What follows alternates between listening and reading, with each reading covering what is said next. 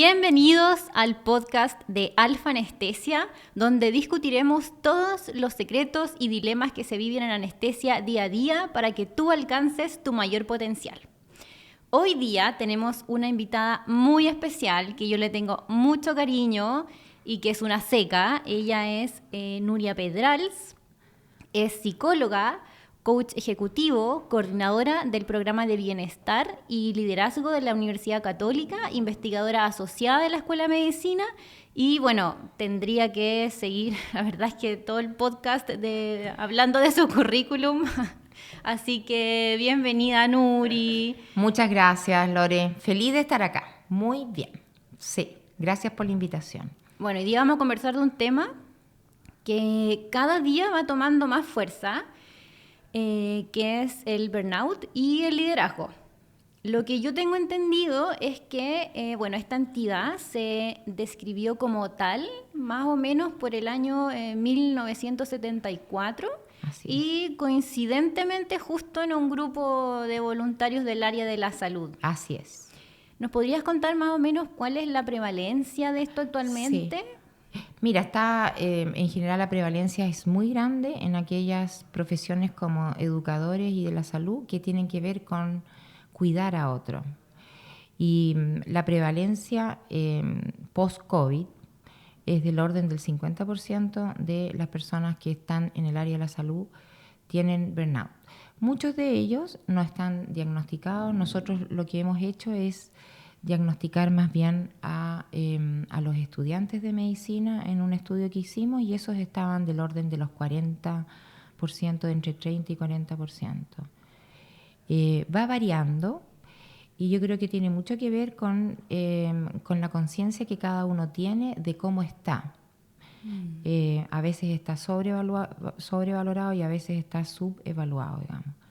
Las características del burnout hacen que no todas las personas tengan tan consciente de que están en ese proceso, porque si estamos hablando de los médicos son en general profesionales que están acostumbrados a trabajar mucho y tienen poca conciencia de la luz roja que significa parar cuando están cansados.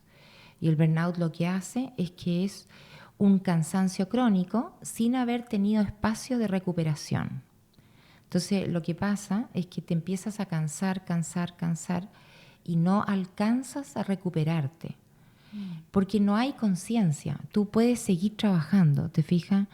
Esta cosa de haber desde muy chico, haber estado en turnos de 24 horas, te hace que tu cuerpo se vaya acostumbrando o tu conciencia se vaya acostumbrando. Entonces, no se trata de trabajar menos, porque yo creo que el mundo médico tiene un estilo de trabajo que es difícil de cambiar, sino que instalar en cada una de las personas que trabajan en el área de la salud formas de recuperarse. ¿Por qué el burnout es tan malo? Porque lo que hace es que tú dejas de ser la persona que eras, de alguna manera. Estás profundamente agotado emocionalmente, te distancias de lo que te importaba, tus pacientes, por ejemplo, que es una vocación tremenda del cuidado por el otro y del cariño incluso por el equipo. Estás tan cansado que eso te empiezas a distanciar, ya te importa menos. Y vas sintiendo por eso cada vez menos gratificación del trabajo que realizas. Porque una de las cosas que sostiene al mundo médico y al mundo de la salud es el propósito. Y de hecho, en el COVID pasó, sobre todo en la primera parte, no sé si ustedes se acuerdan, que esta sensación de sentirse muy útiles, de sentirse con una misión increíble, que iban a salvar el mundo, porque el mundo estaba tan aterrado de que nos íbamos a morir todos. Ese propósito te aliviana el burnout. La gente que tiene anclado su vida en el propósito no entra en burnout. Es un factor protector. Pero cuando dejas de sentir eso por un cansancio en donde ya no lo ves, dejaste de comer, dejaste de dormir, dejaste de ver a tus seres queridos, dejaste de hacer aquellas cosas que te gustan y solo te dedicas a esto, a trabajar, no te recuperas, ahí estás en riesgo. ¿Y cómo podría yo, por ejemplo, darme cuenta que tengo este síndrome de desgaste laboral, como también se llama, en mí misma o en alguien de mi equipo, porque a veces esto puede pasar muy desapercibido, como tú dices, crónico, y uno ya simplemente vive con eso. ¿Cómo uno podría darse cuenta? Mira, una de las cosas que se sugiere es parar. O sea, es probable que si tú estás trabajando en un equipo que te quiere, que te conoce, te dé algunas luces, te dicen, Lore, estoy cansada, Lore, no te veo bien, ¿cómo estás durmiendo? Es como que hay otros que se dan cuenta primero que tú que estás distinta. Algo distinto tienes, o andas más irritable, o andas más sensible, andas con más sueño, como que ya no tienes la paciencia para enseñarle a tu equipo las cosas que antes le enseñabas, te distancias más de los pacientes, ya no tienes esa rigurosidad. Hay gente que habla incluso de que los médicos que están al interior del hospital dan altas tempranas, así como no quiero saber, ¿me entiendes? O sea, ya eso es un extremo, pero ¿me entiendes? O sea, como que dejan de ser como eran. Faltan camas. Claro, exacto, claro. ¿Te fijas? Entonces, pero si es que tú tienes esa confianza, es probable que tú puedas parar, tomar conciencia y te des cuenta de lo agotado que estás. Ahora, uno de los factores que más influye en estar este estrés es tu propia mente. Una de las cosas que se sabe del mundo médico, bueno, de todos, pero yo creo que este famoso entre el síndrome del impostor o el perfeccionismo, Ya. en donde como que los médicos, las enfermeras y los equipos de la salud siempre sienten que están en deuda, que no lo hicieron lo suficientemente bien o que podrían haberlo hecho mejor, o se quedan pensando en algún paciente que les quedó una preocupación y como que siempre tienen que estar dando más y más. Como que hay pocos momentos en que se dicen a sí mismos, estoy en calma, estoy tranquilo, lo estoy haciendo bien. Sino que como tienen tanto que hacer, siempre tienen pendientes, siempre se puede trabajar más, siempre se puede hacerlo mejor. Ese pensamiento permanente de estar con pendientes o de la culpa de no hacerlo lo suficientemente bien, agota cualquier cantidad. ¿Y uno cómo lo puede tratar? ¿Existe tratamiento para esto? O... Mira, uno de los ejercicios que nosotros hacemos es que la gente empiece a parar una vez al día y observe sus pensamientos. Que diga, a ver, ¿en qué estoy pensando en ciertos momentos? Y algunos ahí se da cuenta que tiene esta famosa cosa de la rumiación, que uno queda como rumiando respecto a, por ejemplo, alguna reunión que no fue tan agradable, ¿para qué hablé? ¿Para qué no hablé? ¿Por qué dije? ¿Por qué no dije? O con un paciente que fue difícil, debiera haberle dicho a esto, debiera haberlo calmado, Y tú te quedas dando vuelta a eso en forma automática porque tú no estás consciente de eso, y cuando paras y te observas, estás dándote cuenta. El problema es que tu mente no distingue entre si es que lo estás pensando o está ocurriendo. Entonces, esta cosa de que estás todo el tiempo diciéndote cosas que son no simpáticas, por decirlo así, porque estos pensamientos en general son negativos, hay como un goteo de cortisol permanente, que es casi independiente de lo que está ocurriendo afuera. O sea, eso es un añadido aparte de todo lo que ocurre afuera. Entonces, tu mente no te ayuda a calmarte hasta que tomas conciencia de eso. Claro, una amenaza real de una potencial, la verdad es que el cuerpo reacciona de la misma manera. Así es. Entonces, por eso, los que están escuchando seguramente deben haber escuchado hablar del mindfulness, que está entre comillas de moda.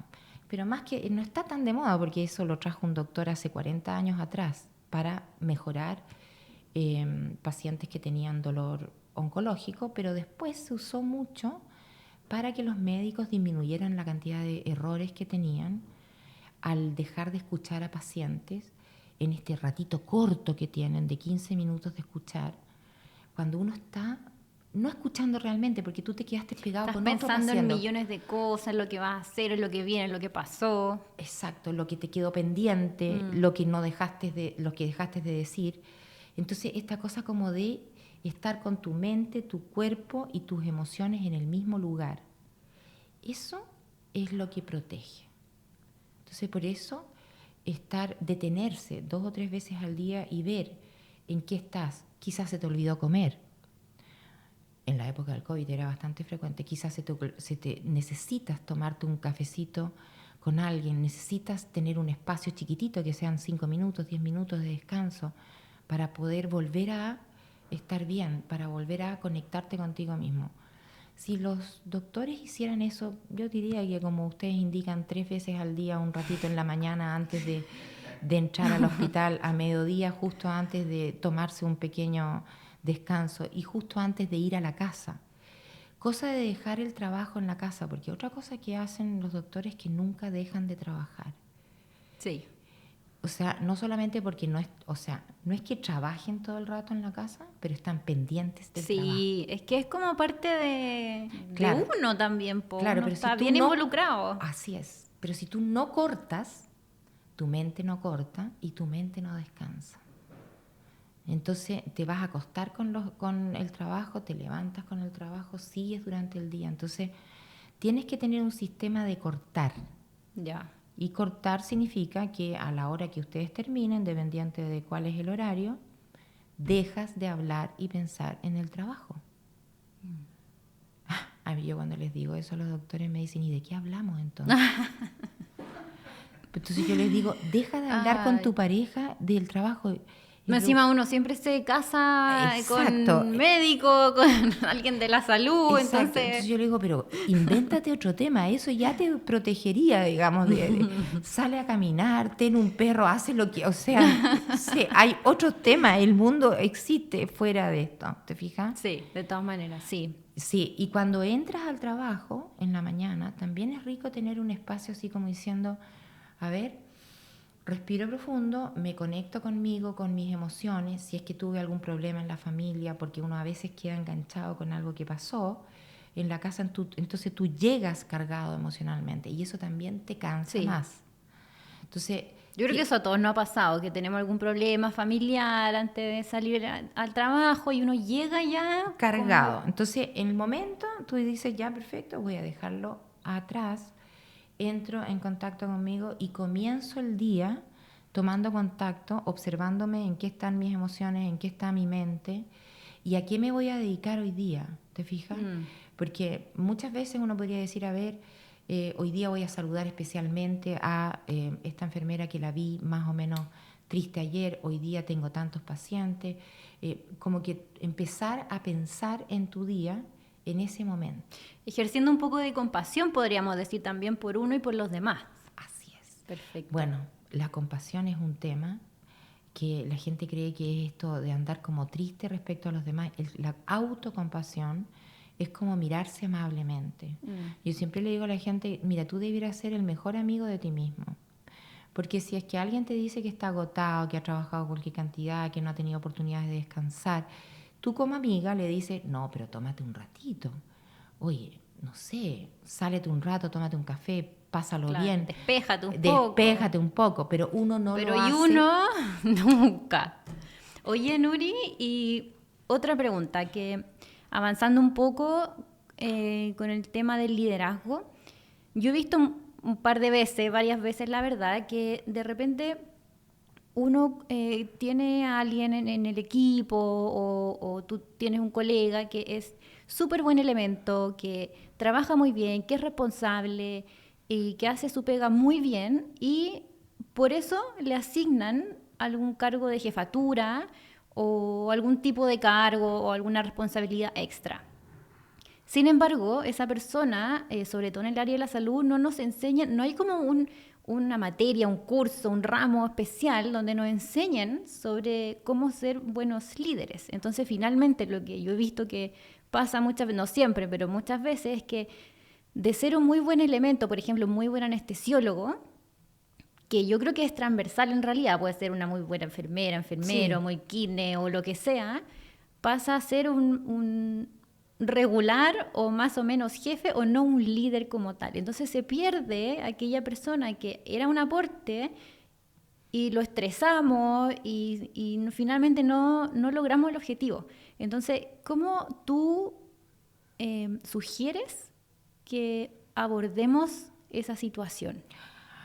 Es una buena pregunta y yo creo que estamos todavía en deuda con eso. O sea, yo creo que uno debiera preparar a las personas que van a tener un cargo de jefatura o de coordinación, porque no es fácil ser jefe. Y sobre todo las personas buenas. Mira, el burnout y los líderes le ocurre a la gente buena, a la gente responsable. Son los más susceptibles, podríamos Sí, decir. exactamente, porque justamente por ser responsable, por tener cariño al trabajo, es que yo me esfuerzo tanto, es que yo me entrego tanto. Y cuando tú asumes un cargo, lo haces con esa misma entrega. ¿Te fijas? Pero muchas veces los líderes, si es que estábamos hablando que es importante cuidarse, los líderes, hay una metáfora que siempre dicen, que es esta de la máscara de oxígeno, que cuando uno está en un avión, digamos, y se va a caer el avión, todos te dicen que tú tienes que poner primero la máscara de oxígeno, aun cuando estés con niños o con adultos mayores o con personas enfermas, para poder sostenerte. Entonces, el líder se tiene que preparar, y se tiene que preparar para no sufrir demasiado siendo jefe. Porque mientras más cariño tú le tienes a tu equipo, a veces es más difícil liderar. Porque tú tienes que tener conversaciones difíciles, tú tienes que exigir, tú tienes que influir positivamente. Cuando se te acaba el repertorio, porque de verdad no sabes cómo hacerlo, empiezan de otra manera. O sea, la gente eleva la voz, se pone crítica, jura que amenazando funciona. Muchas veces... Sí, o sea, eso es un clásico. Claro, pero eso muchas veces tiene que ver con que tú no tienes repertorio para hacerlo de otra manera. A mí una de las cosas que me gustaría decir es que, y yo siempre les pregunto, que uno tiene que tener conciencia respecto a qué impacto tengo yo en los demás. Es porque lo que te protege para ser un buen jefe es instalar un buen clima en tu equipo, que la gente se sienta seguro, que puede cometer error, que puede preguntar, a veces pueden ser tonteras, pero es bueno que pregunten. ¿Cómo sería eso? ¿Cómo sería un liderazgo positivo? Un líder positivo es aquel que influye en base a emociones positivas, en base al aprecio, al reforzar en base a las fortalezas que tiene el equipo. Ahora, la gente dice, sí, bueno, pero eso ya. Pero yo quiero hablar una cosa que es científica. Las emociones negativas no es que sean malas en sí mismas, las negativas son el miedo, la rabia, el desprecio, están ahí para la supervivencia. Pero justamente están ahí para la supervivencia porque provocan el alejamiento del estímulo. Si es que yo provoco miedo, no voy a poder influir, porque la gente se va a querer alejarse de mí. Si yo provoco aprecio, cariño, admiración, orgullo, calma, tranquilidad, las personas van a querer ser influidas por mí. Entonces, por eso es tan importante instalar un ambiente de calma, un ambiente seguro, un ambiente de orgullo, de trabajar juntos, porque eso te permite tener todas las emociones allá adentro. O sea, si yo estoy con pena, en ese equipo en que me aprecian, yo lo puedo expresar. Si yo me siento amenazada, si yo me siento con miedo a confesar que metí la pata, que no sé hacerlo, que me da miedo hacerlo, es un ambiente que es probable que aumente el estrés, aumente las ganas de arrancar de ahí. Claro, las respuestas básicas del ser humano. Así es. Entonces, los líderes positivos son aquellos que ven en los demás las fortalezas, trabajan con eso, perdonan los errores, enseñan y generan esta sensación de seguridad. Yo con él me va a apañar en lo bueno y en lo malo. Eso de apañar en lo bueno y en lo malo no significa perdonar los errores, significa enseñar. Que uno... Sí, porque hay confusiones respecto a eso, como que la gente puede pensar que te tienen que perdonar una y otra vez y dar 1.000.000 de oportunidades. Hay una cosa que se llama el liderazgo compasivo, el liderazgo positivo, que tú no excusas el rendimiento que tú exiges porque la persona está con alguna dificultad, pero sí reconoces esa dificultad y tratas de ayudarlo. Pero eso no es una excusa para no cumplir con el trabajo. Entonces el líder es tiene esa capacidad bonita de poder decir cosas que son muy difíciles, corregir cosas que son muy difíciles, pero sin quitarle el respeto o la sensación de que está siendo cuidado del otro. Muchas veces nosotros aprendemos más de líderes exigentes que nos han cuidado que aquellos que nos permiten hacer lo que queremos. Porque las personas lo que quieren es aportar. La gente que está en el mundo de la salud son personas que de verdad quieren hacer bien la pega. Y cuando tú encuentras un líder que es respetuoso y que te exige, te encanta eso. A todos nos gusta sentir que estamos al máximo de nuestro potencial. Y eso significa que me han tenido que corregir muchas veces, porque cometemos muchos errores. Sí, totalmente de acuerdo. O sea, pero si es que alguien me lo corrige cuidándome, es algo que de verdad los líderes positivos saben hacer y se recuerdan. Yo tengo una persona que trabaja con nosotros que es muy, muy exigente. Y yo hago un diploma de liderazgo médico en la universidad y les pregunto, les digo a la gente, a ver, recuérdate de cuál líder a ti te ha marcado positivamente. Y la gente no se acuerda de los blandos, de los que les dieron permiso para todo, de los que no. Se acuerdan de los líderes súper exigentes, claros, directos, pero respetuosos. Sí, o sea, si yo me hiciera esa pregunta ahora, se me vienen un par a la mente que, claro, o sea, no necesariamente a grito pelado te dijeron las cosas, no, pero sí bien estructurado, bien estricto, las cosas bien claras. Así es. Y así como te lo hacen a ti, se lo hacen a todos. Entonces genera esa sensación de seguridad y de justicia. Claro. ¿Te fijas? De que si yo hago algo mal o el otro hace algo que no está bien, yo sé que el jefe se va a hacer cargo. ¿Has visto algo más bueno que un jefe se haga cargo? Eso es muy bueno para el equipo, para los pacientes, porque la seguridad del paciente depende de eso. Depende de que un líder cumpla ese trabajo. Para uno saber que puede confiar. Así es.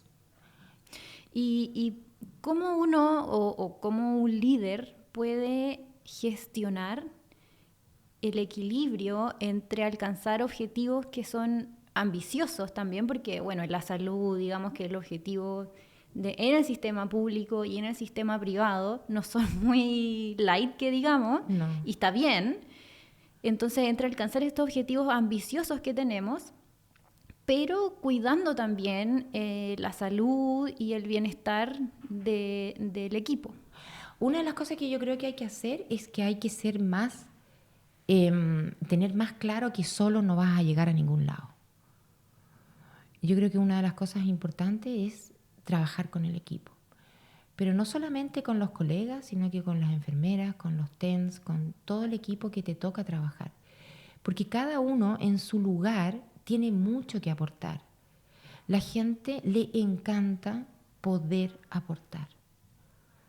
Y los líderes que lo hacen bien han escuchado más de lo que se creen. Una de las cosas que hoy día se habla mucho es que uno tiene que enfrentar el trabajo con mentalidad de aprendiz, no con mentalidad de experto. Estoy hablando de liderazgo.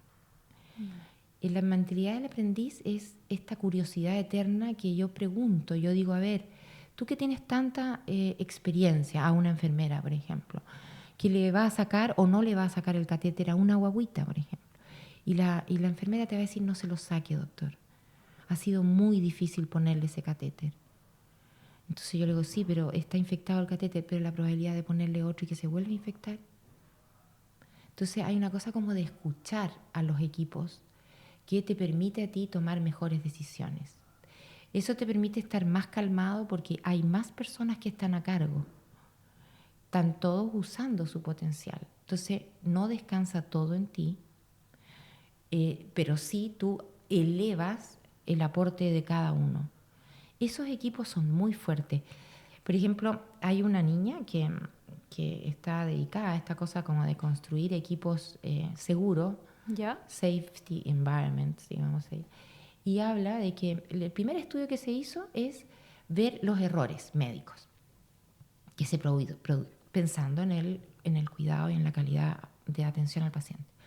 Entonces se vio que en los equipos donde habían más seguridad psicológica, habían más errores que en los equipos que no había seguridad psicológica. Entonces tú dices, ¿es porque se cometen más errores en los de seguridad? No, es porque se hablan más. Y la única manera de mejorar la atención de salud y asegurarle al paciente que estamos haciéndolo muy bien es hablar de lo que hacemos o de lo que nos equivocamos. Entonces, en los ambientes seguros donde el líder ha establecido eso como una cultura de equipo, la gente se encarga de hablar de eso. Podríamos haberlo hecho mejor. Sin sentirse amenazado por eso. Sin sentir miedo de que si yo confieso eso me va a pasar algo. Entonces, eso es una gran tarea del liderazgo hoy día. ¿Te fijas? Y el líder necesita, obvio, estar bien, estar calmado, ser capaz de tomar buenas decisiones, pero ver al equipo con respeto, con aprecio y con todo ese valor que tiene ese equipo. O sea, dejando que también ellos desarrollen su mayor potencial. Mira, o sea, es súper difícil, yo creo, lograr ese, como líder, desarrollar todas esas capacidades, porque no te las enseñan. O sea, en el fondo creo que una de las cosas que estamos al debe es prepararnos. Prepararnos, quizá incorporar este tipo de programas en los programas de becados. Así es. En el pregrado. Yo creo que eso quizás sería una buena alternativa como para paliar un poco y los problemas que surgen quizá en el equipo, en el futuro. Se me ocurre algo así, porque... Una de las cosas más importantes, Lore, es tener ganas de aprender. Nosotros lo hemos hecho voluntario, porque yo creo que no hay nadie que aprenda a ser un buen líder sin tener ganas de aprender. Tú no lo puedes imponer, y ese es el problema. ¿Me entiendes? Ahora, hay gente que se le ha impuesto y... Es que eso es lo que pasa también en la vida real. O sea, muchas veces te imponen y como médicos, en verdad, claro, como médicos nosotros lideramos cosas, aunque no... Así es. Aunque no queramos, digamos, somos aún así líderes de equipos.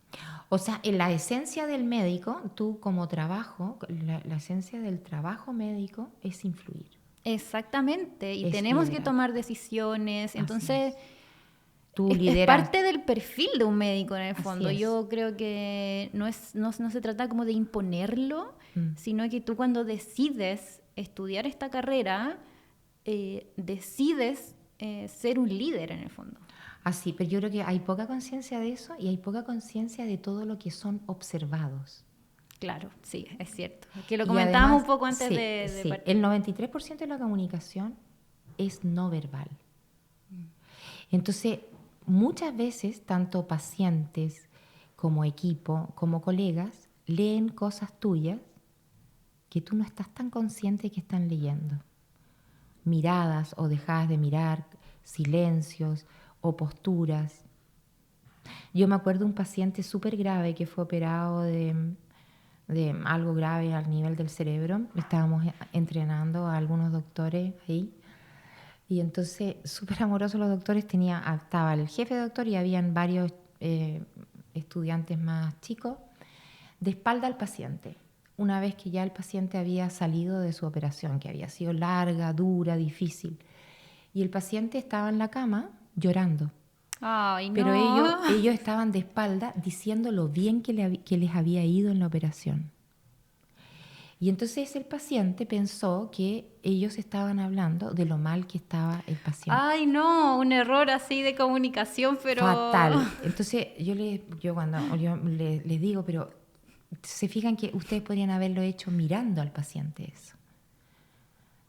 Pero eso no hay ninguna intención ahí. No, o sea, ninguna. Entonces por eso te digo que acá muchas veces no hay intención ni de dañar, sino que son estas malas interpretaciones que todos tenemos porque el ambiente de la salud es un ambiente muy tenso, donde hay mucho dolor, donde hay por parte de los pacientes no saben.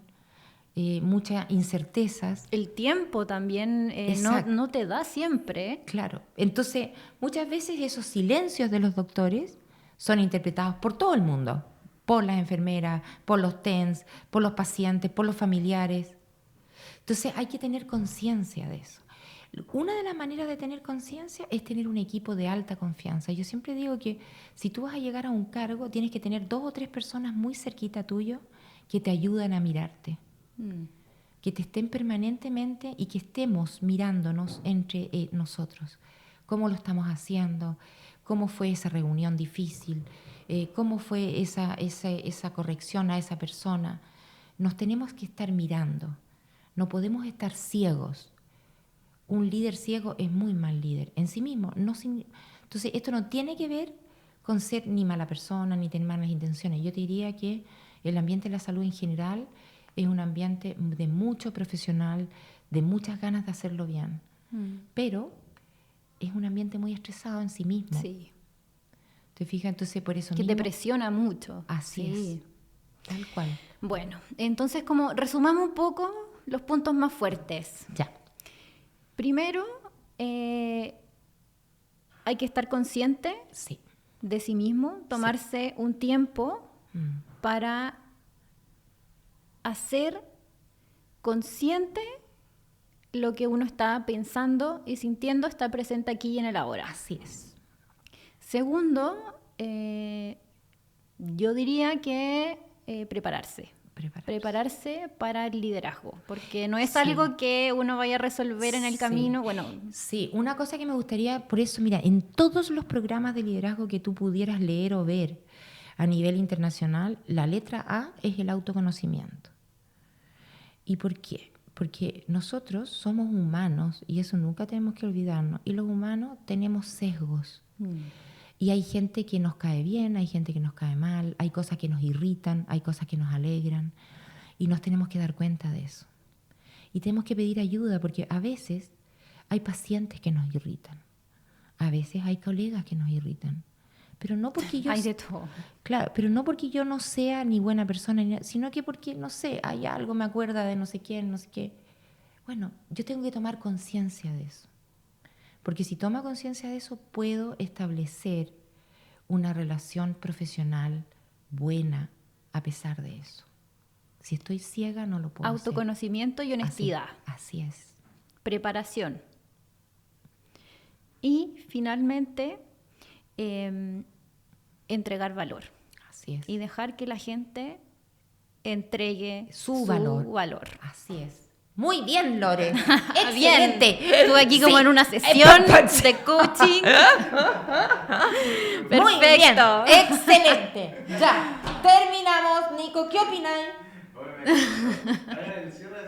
Sí, el cierre. Bueno, Nuri, te quiero...